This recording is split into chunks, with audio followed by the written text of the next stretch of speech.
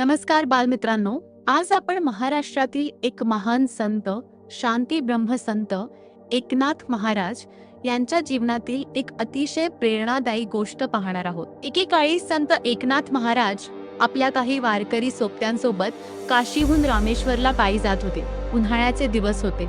सूर्य जणू आग ओकत होता। सगळीकडे कडक ऊन आणि कोरडी वाळू पसरलेली होती। चालता चालता एकनाथांना वाटेत एक गाढव पडलेले दिसले। तहानेने व्याकुळ झालेले ते बिचारे गाढव मरणाच्या दारात होते।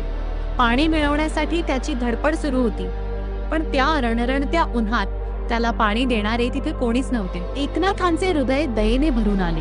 त्यांच्या कावडीत काशीहून आणलेले पवित्र गंगाजल होते, जे ते रामेश्वरला अर्पण करणार होते। पण त्या तडफडणाऱ्या जीवाला पाहून एकनाथांना राहवले नाही। त्यांनी क्षणभरही विचार न करता आपल्या कलशातील ते पवित्र पाणी त्या गाढवाच्या तोंडात ओतले। हे पाहून सोबतचे वारकरी चकित झाले।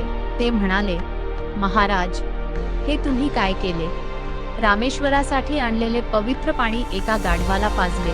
आता तुमची पूजा कशी पूर्ण होणार? तेव्हा एकनाथ महाराज शांतपणे हसले आणि म्हणाले, मित्रांनो, ज्या देवाची पूजा करण्यासाठी मी इतक्या लांब निघालो आहे, तो देव मला या तहानलेल्या गाढवाच्या रूपात इथेच भेटला। एखाद्या तहानलेल्या जीवाची तहान भागवणे हीच खरी ईश्वराची सेवा आहे। पाणी पिताच ते गाढव आनंदाने उभे राहिले। मित्रांनो, या गोष्टीतून आपण काय शिकलो तर देव फक्त मंदिरात नसून तो प्रत्येक सजीवामध्ये असतो। म्हणून नेहमी प्राण्यांवर प्रेम करा आणि गरजूंना मदत करा। गोष्ट आवडली असेल तर लाईक करा आणि अशाच छान छान गोष्टींसाठी आमच्या चॅनेलला सबस्क्राईब नक्की करा। धन्यवाद।